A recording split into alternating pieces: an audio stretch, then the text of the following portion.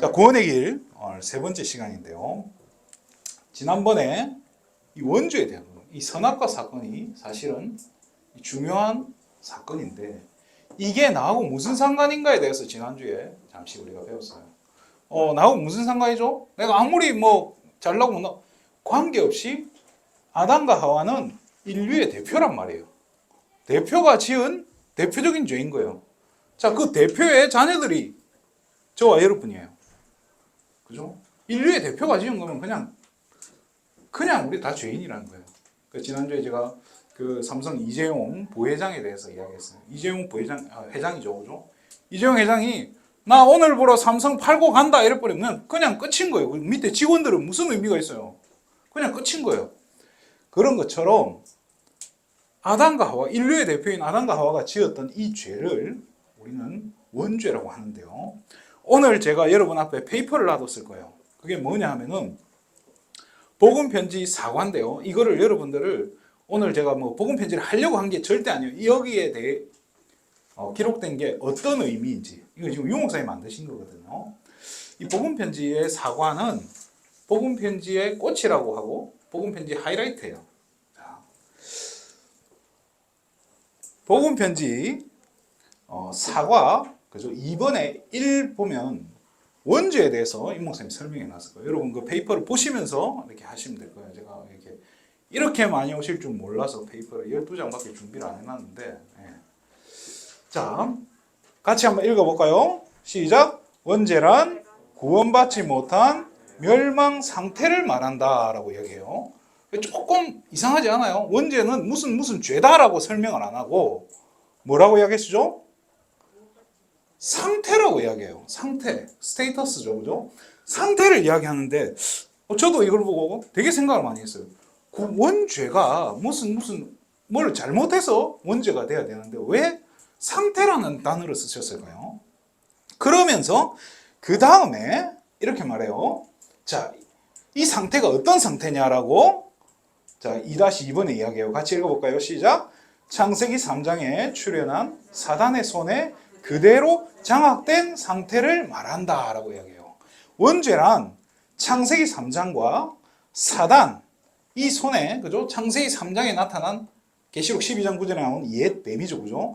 이 사단이죠. 그죠? 이 사단의 손에 그대로 장악되어 있는 상태라는 거예요. 에베소서 2장 2절에 허물과 죄로 죽었던 우리 그죠? 본질상 진노의 자녀라고 하는 그 설명에 대한 그죠? 정리인 거예요. 그 상태가 지금 원죄라는 거예요. 자, 그런데 이 원죄를 세 번째는 뭐라고 이야기하냐? 멸망 상태라고 이야기해요. 자, 여러분 그 종이를 한번 보세요. 거기 보면 멸망 상태는 아주 무서운 상태다라고 해놓고 그 밑에 이렇게 쭉 뭐가 적혀 있어요. 뭐가 어떻게 되고 어떻게 되고 어떻게 된다라고 적혀 있어요. 이게 뭘 지금 설명하고 있는 부분 같아요? 그 부분 보이죠, 그죠? 자, 멸망 상태는 어떤 상태다 하는데 뭐가 이렇게 뭐 3살의 저주를 받고 뭐 이야기한다. 영이 죽은 상태고 뭐 어떤 거 이게 뭘 지금 설명하고 있는 거예요?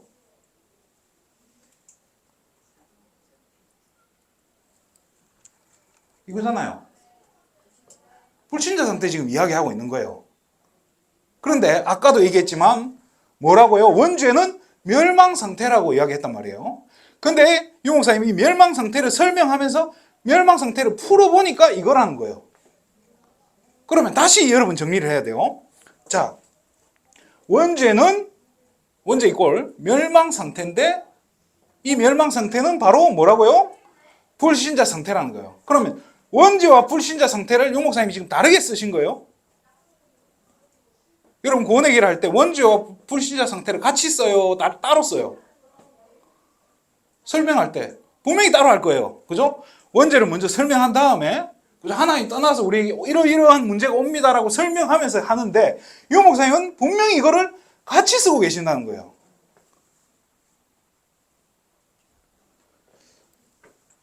이해가 됐죠? 자, 그러면 자, 여기서 질문해 볼게요. 원죄 해결을 어떻게 하죠? 네 글자 뭡니까? 원죄 해결 답, 길 뭡니까? 자, 그리스도예요. 그리스도. 우리 잘 알아요. 자, 그러면 유 목사님이 이 복음에 대해서 이 진짜 이 그리스도에 대해서 우리는 어떻게 설명해야 된다라고 이야기하셨는지 한번 들어봤으면 좋겠어요. 뭐 백문이 불여일견이라고 제가 이야기하는 것보다 유 목사님 메시지 바로 들어보는 게 낫겠죠. 2월 26일 주일 일부 메시지에서 유 목사님이 이런 말씀하셨어요. 뭐라고 얘기했는가 하니까 예수 그리스도께서 십자가에 죽으시고 부활하셨다. 이걸 증거한 게 아니에요. He didn't go and just explain that Christ died on the cross and resurrected. 가장 전도의 핵심을 지금 얘기했습니다. He started to explain the core of evangelism. 왜 그리스도께서 십자가에 죽으셔야만 했는가? The reason why Christ had to suffer on the cross. 왜 그리스도는 죽음에서 부활했어야만 했는가? Why did Christ have to die and resurrect? 어마어마한 메시지로 당위성을 설명했어요. He started to speak about the imperativeness through this absolute message. 교회오라 할 게 없어. 왜 당신에게 그리스도 필요한가? It's not about, hey, you have to come to church, but 그게 why you need 증명돼야 Christ in 돼요. your lives. That has to be explained. 무슨 말이 들리긴 들리죠? 예. 자, 여기서 유 목사님이 세 가지 이야기를 하셨어요. 세 가지에 대한 질문을 했어요. 자, 예수님이 죽으시고 부활하셔야 되는가 그거 얘기하면 되냐라고 이야기하면서 그게 아니다라고 이야기했어요. 그게 아니다라고 이야기하시면서 세 가지에 대해 얘기해요. 자, 그 전에 이 당위성이 뭐냐? 당위성이라는 단어를 제가 구글님께 물어봤더니 마땅히 해야 할 또는 마땅히 있어야 될 성질이라고 이야기해요. 그죠? 그러면 그리스도의 당위성이라고 했을 때 이게 제게 정리된 부분은 어떤 거냐 하면은 당연히 그죠? 마땅히 그리스도여야만 하는 그리스도가 아니면 안 되는 이유 이게 당위성이라는 거예요. 이거를 우리는 불신자에게 또 기존 신자에게 복음 모르는 모든 사람에게 이 부분이 어떻게 돼야 돼요? 전달이 되어져야 된다는 거예요. 이게 충분하게 설명이 되어져야 된다는 거예요. 다시 너무 막 적으려고 하지 마세요. 여러분들 오늘 유 목사님 메시지 들으면 제가 확신을 가졌어요. 우리 랩런트는 한 번만 들으면 된다라고 했잖아요. 그죠? 오늘 한 번 들은 게 여러분 인생에 어떻게 될지 몰라요. 그죠? 저는 그거 믿고 할 테니까 여러분 너무 막 받아 적으려고 몸부림 하지 마세요. 차라리 집중해서 보시는 게 훨씬 나을 것 같아요. 자, 그리스도의 당위성에 대해서 유 목사님이 어떻게 설명을 해줘야 되냐? 첫 번째로 우리 같이 읽어볼까요? 시작. 왜 그리스도께서 십자가에서 죽으셔야만 했는가라는 질문이에요. 여기에 대해서 우리가 설명이 돼야 된다는 거예요. 두 번째로 읽어볼게요. 시작. 왜 그리스도는 죽음에서 부활하셔야 했는가? 그리고 마지막 질문이 뭐죠? 같이 시작. 왜 당신에게 그리스도가 필요한가? 이 부분이 충분히 설명이 되어져야 된다는 겁니다. 그러면 여기 계신 혹시 사역자분 전사님 왠지 혹시 전사님이세요? 목사님이십니까? 아니 옆에. 아 장모님. 너무 거룩하게 생긴. 네. 자, 이거를 유 목사님 아까도 제가 메시지에서 제가 여러 번 들으면서 제가 정리한 게 이거를 어떻게 해라고 했냐면요. 단순히 증거해야 되는 게 아니고 증명을 해라고 했겠어요. 증명이라는 단어를 썼어요. 자, 이 증명이라는 단어는 수학에서도 쓰잖아요. 그죠? 증명을 해봐야 돼요. 이게 맞는지 틀린지 확인을 시켜줘야 된다는 거예요. 이 증명해주는 것이 유 목사님 뭐라 했죠? 전도의 핵심이라고 얘기했어요. 전도의 핵심이라고. 그러면 여기 계신 최소한 어른들, 그죠? 구원의 길 다 하실 줄 아시죠? 네, 자신감 네, 좋습니다. 이 세 가지 질문에 대한 증명이 이거 설명할 때 충분히 되어지고 있나요? 있는 것 같습니까? 여러분, 적어도 어른분들은 어떻게 느껴요? 되고 있다! 한번 손 들어보세요. 안 되고 있다, 손 들어보세요. 손 안 드는 건 뭡니까? 되는 것 같기도 하고, 안 되는 것 같기도 하고, 잘 모르겠다, 이겁니까? 여러분은 어떻게 느낍니까? 우리 랩런트는 어떻게 느끼는지 모르겠어요. 이 시간에 이거를 여러분이 이거를 많이 들었을 거예요. 많이 들었을 거예요. 뭐 영호정 육내우님 막 달달 외우고 막 하는데, 왕선제 제사장 이거 이야기하는데, 이거 설명을 들으면서 여러분들에게 그리스도가 아니면 안 되는구나가 정리가 되어지고, 그것이 진짜 내 것으로 이게 다가오진 적이 있어요? 아니면 또 하네, 또 그리네. 왜 자꾸 저 사모님은, 저 전도사님은, 저 선생님은, 저 목사님은 줄기차게 이것만 그리라고 하시는지. 여러분, 이 부분의 당위성이 정확하게 여러분들에게 설명이 되어지고 여러분들께 안 되어진다면 사실 구원의 길 정말 저는 의미가 없다고 생각을 해요. 네. 자꾸 들어오시니까 무섭네요. 자, 여기까지 이해가 됐다, 안 됐다? 궁금한 거 있으신 분? 없죠? 그러면 저는 제가 강의를 잘하고 있다고 믿겠습니다. 표정이 안 좋네요. 자, 그러면 아까 이야기하셨던 유 목사님 했던 이 질문에 대해서 조금 우리가 여러분들이 확인을 해야 돼요. 이 부분이 이제 정리가 돼야 돼요. 너무 지금 중요한 시간인데요. 왜 그리스도께서 십자가에 죽으셔야만 했는가에 대한 게 오늘 여러분이 가지고 지금 페이퍼 나눠준 복음편지 사과에 기록이 되어 있다는 거예요. 자, 사과에 챕터, 자, 먼저 보면 로마서 6장 23절을 보면 죄의 싹은 사망이다라고 되어 있어요. 십자가에 죽으셔야만 되는 것과 이 사망이란 말은 죽음이란 말이에요. 여기에 대한 연관성을 여러분들이 찾아야 돼요. 자, 십자가에 죽으신 것. 그래서 우리 그냥 편안하게 이야기할 때도 예수님이 누구냐 물어보면 모든 우리가 뭐 기성교회라고 요즘 유 목사님 표현하시던데요. 대부분의 교회에서 뭐라고 하냐? 우리 죄를 위해서 십자가에서 죽으시고 부활하신 분이다라고 이야기해요. 맞아요. 정확한 설명이에요.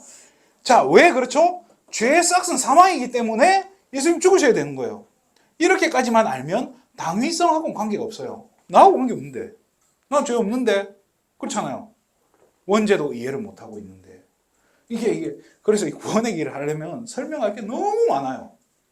그런데 내가 얼만큼 이게 정리가 되어져서 그거를 깔끔하고 짧은 시간 안에 이것을 녹여내느냐. 이게 여러분들 어떻게 보면 영권이라고 생각해야 돼요. 그냥 달달 외워서 하면 절대 안 돼요. 자, 다시 설명해 볼게요. 복음편지 사과에 보면 3번에 보면은 이제 구원자의 조건에 대해 설명이 돼요. 설명이 나오는데 여기에 뭐라고 되어 있죠? 3번에 보면 조그만 3번에 그러나 죄가 없어야 된다라고 이야기한단 말이에요. 죄가 없어야 된다. 나는 죄 없습니다. 여기 아무도 없을 거예요.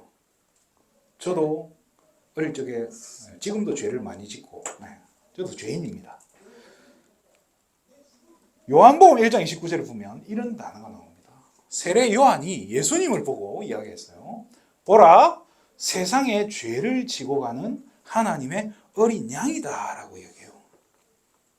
자, 세상 죄를 지고 가는 하나님의 어린 양이다. 자, 그러면 요한복음 1장 19절에 이 요한이 말한 세상 죄는 무슨 죄일까요?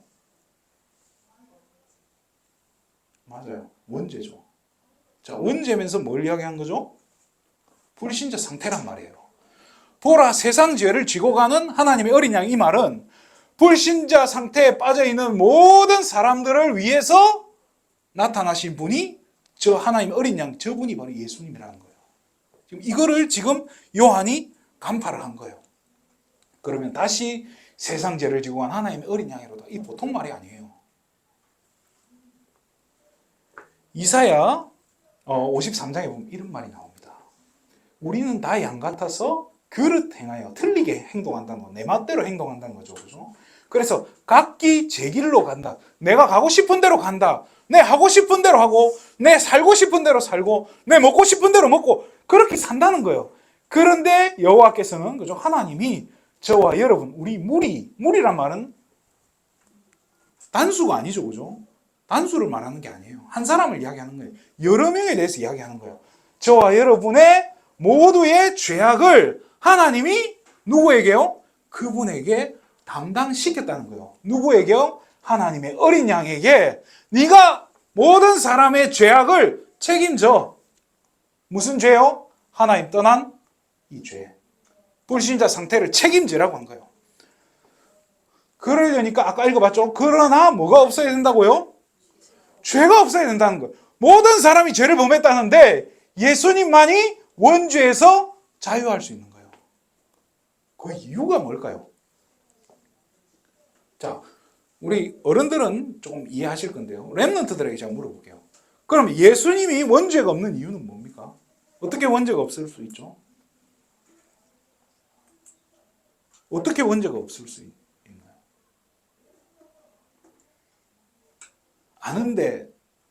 아는데 이제 손들고 싶지는 않고 그런 거예요? 아니면 진짜 몰랐습니다. 자, 예.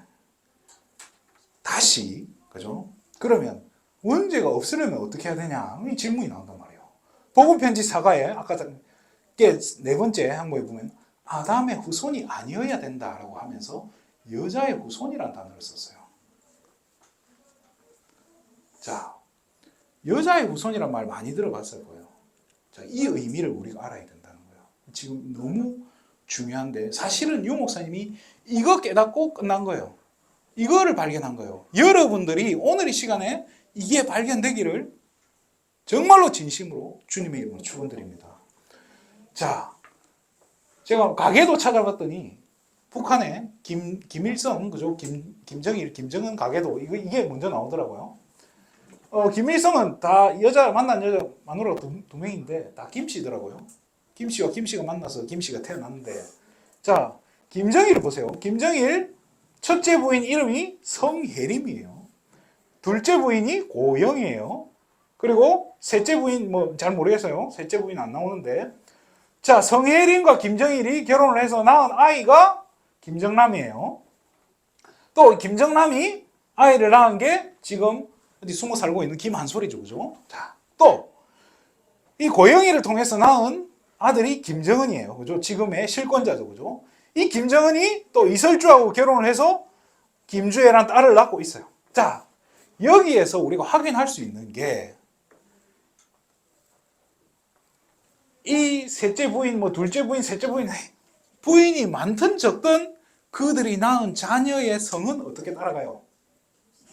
김씨라는 거예요. 우리나라는 여러분 시집가면 이름 바뀌어요? 성 바뀌어요? 안 바뀌잖아요? 그런데 미국은 어느 정도냐? 시집가면 여자는 뭐가 바뀌죠? 성이 바뀌어요. 남편 성을 따라가야 돼요. 그거 참 웃기죠, 그죠? 우린 납득이 안 되는데, 중국에서 가장 오래된 시집이 시경이라는 책인데요. 이 시경에 이런 내용이 있어요. 아버지 날 낳으시고 어머니 날 기르시니. 말이 맞아요? 아버지 뭐 했는데? 여러분 아버지 뭐 두드려 맞고 뭐 그런 기억밖에 없지 않아요? 뭐 용돈 받아가고 뭐 엄마 아빠 싸우고 하는데, 여러분을 길러주시면 누구예요? 아빠요? 엄마잖아요. 아빠 뭐 밖에 돈 벌어오고 맨날 술 마시고 집에 와서 막 엄마랑 싸우고, 여러분 막 사랑으로 돌봐주고 별로 그런 기억 없을 건데, 거기다 아버지가 배불러 가지고 여러분 낳았어요? 그런 거 아니란 말이에요. 그런데 옛날부터 이런 말들을 썼단 말이에요. 이게 뭐예요? 이 창조 원리예요. 자, 그래서 아까 이야기한 게 아담의 후손.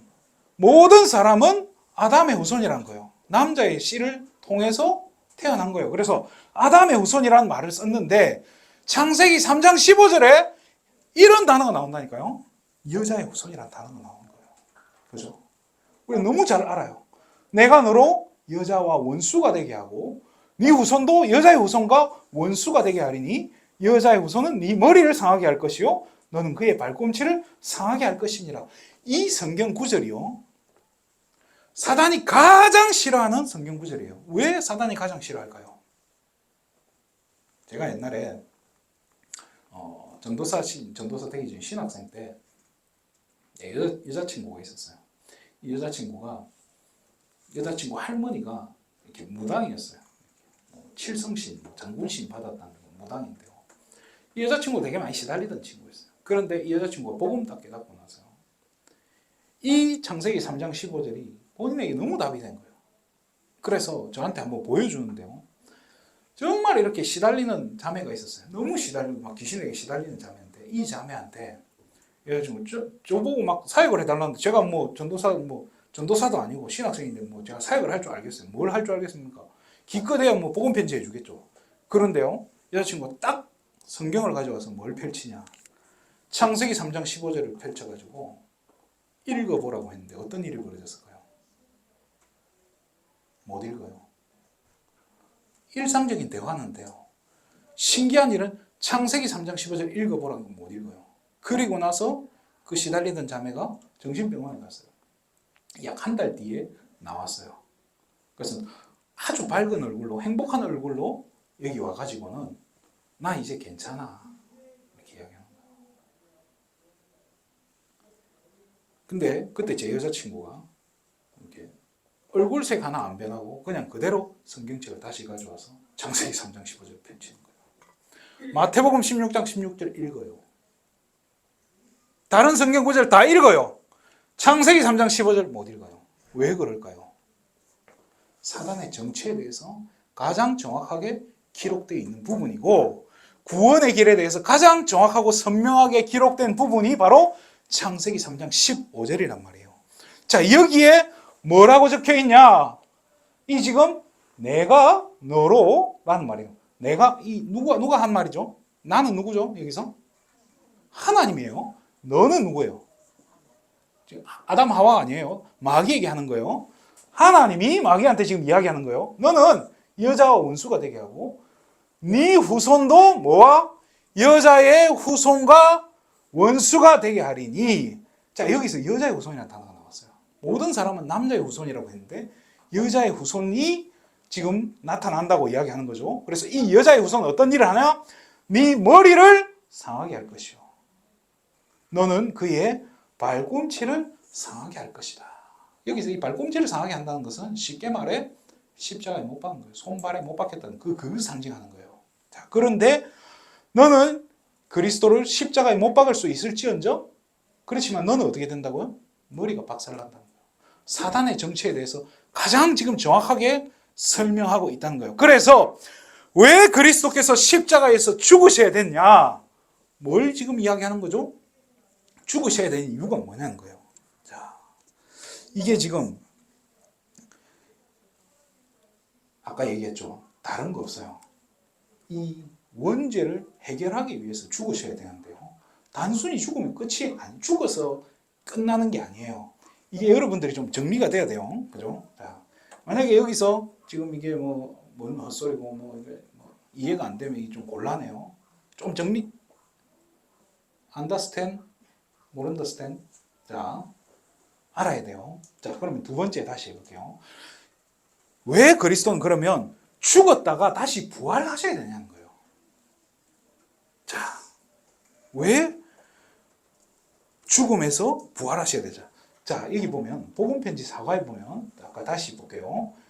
3번에 6번에 보면요. 하나님이라는 증거로 반드시 부활해야 된다라고 구원자의 조건을 지금 설명하고 있는 거예요. 왜 부활해야 되느냐는 거예요. 자, 여러분 성경책, 지금 여러분 성경책이 다 있을 거예요. 여러분 안 펼쳐봐서 그렇지 성경책에 보면 사도신경, 주기도문 다 있을 거예요. 그런데 사도신경도 요즘에 2개가 적혀 있을 거예요. 주기도문도 2개 있을 거예요. 그죠? 그래, 어떤 교회는 세번역 주기도문을 할 거고 그냥 원래 주기도문 하는 교회 다 있을 거예요. 사도신경에 보면요. 세번역 사도신경에 보면 이런 게 보여요. 이게 조그만 숫자 보여요. 이 지금 가로로 돼가지고 이게 각주라고 하죠, 그죠? 자, 이거를 쭉 읽어보다 보면요, 장사된 지 사흘 만에 죽은 자 가운데서 다시 살아나셨으며 이 여기에 보면 작은 가로 2번이 적혀 있어요. 자, 이 가로 2번 밑에 보면 이제 이 쫙 이렇게 나오는데 여기에 뭐라고 적혀 있냐? 여러분 집에 가서 성경책 다 한번 펼쳐보세요. 진짜 있을 거예요. 거기 성경 한번 펴봐요. 그 주기도문과 사도신경 그 앞일 거예요. 그 앞에. 네, 자, 사도신경 밑에 보면 조그만 그 각주로 1번, 2번 적혀 있죠. 그죠? 자, 2번에 뭐라고 적혀 있냐 보면 이렇게 적혀 있어요. 장사되시어 지옥에 내려가신지라는 말이 공인된 원문에는 있다는 거예요. 사도신경 원문에는 있는데 대다수의 본문에는 없다라고 적혀 있을 거예요. 지금 적혀 있어요, 없어요? 있죠? 여러분 가진 성경책 다 있어요. 자, 장사되다 이 뭐예요? 죽어서 무덤에 묻힌 뒤에 어디에 내려가셨다고요? 지옥에 내려갔다는 말이 공인된 원문에는 있다는 거예요. 사도신경에 원래는 있었는데 지금은 그걸 뺐다는 거예요. 왜 뺐는지는 모르겠어요. 자, 성경에도 예수님께서 죽으시고 음부에 내려가셨다는 말이 있어요. 그러면 다시 질문해요. 지옥에 그럼 왜 가셨을까요? 지옥에. 아까 우리 모두의 죄악을 담당하러 갔단 말이에요. 이거 하러 가신 거예요. 돈계산하러. 죄 값을 치르는 거예요. 죄 값을. 저와 여러분의 죄 값을. 죄 값을 다 치른 거예요. 노예를 해방시키려면 노예 그 돈을 줘야 될 거 아니에요. 그래서 해방 받잖아요. 저와 여러분의 죄 값을 전부 다 치르셨는데 어떻게 어느 정도까지 치렀을까요? 앞으로 지을 죄까지. 앞으로 지을 죄까지 그냥 싹. 참 감사하죠, 그죠?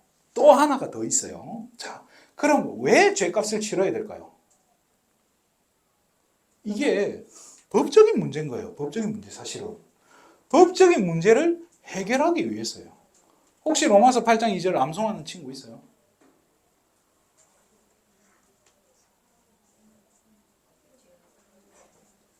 그러니까 생명의 성령의 법과 죄와 사망의 법이라는 이 두 개의 법이 나와요.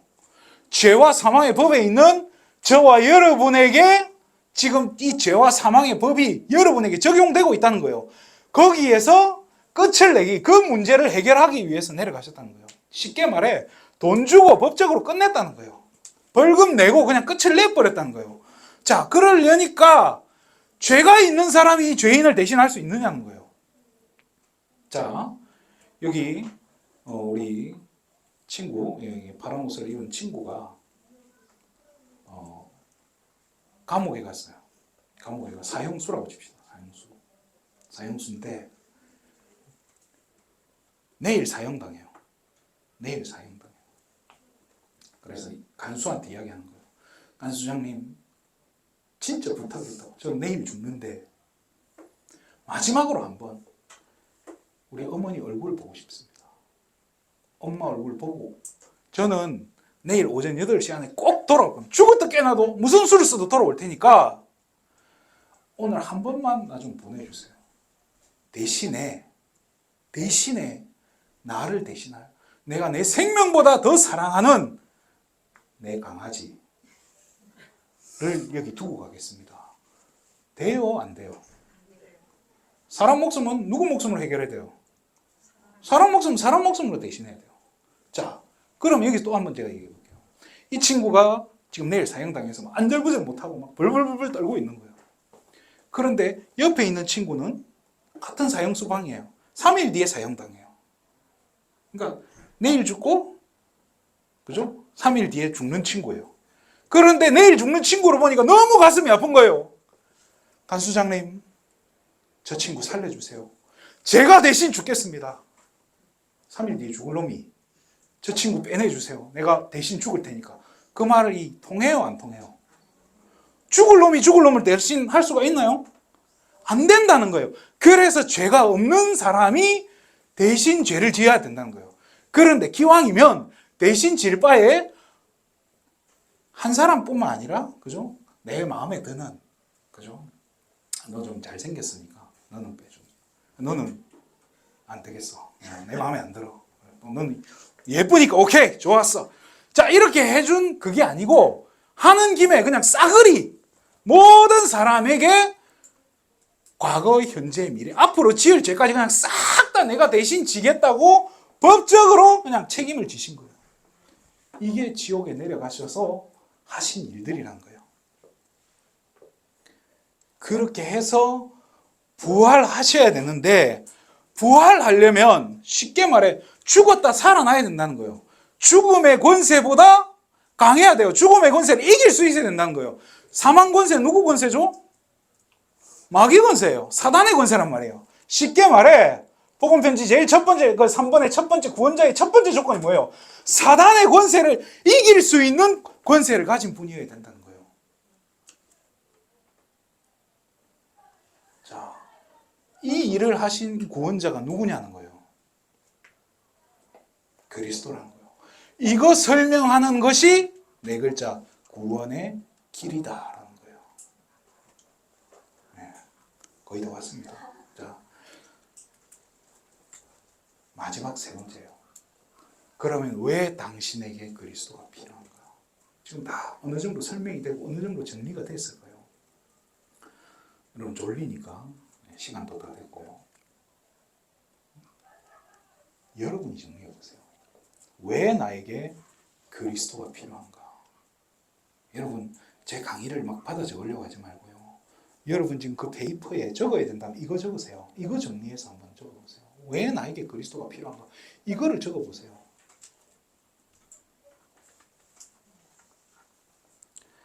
이번 한 주간에 제가 원래는 이거 그리스도의 삼직에 대해서 좀 설명을 하려고 했는데 가만히 생각해 보니까 그리스도의 삼직 이전에 그리스도의 당위성에 대해서 우리가 알아야 되는데 이걸 용 목사님은 분명히 이야기하고 계신데 우리는 모르고 지나가고 그냥 진짜 스치듯이 지나가면 안 되겠다 싶더라고요.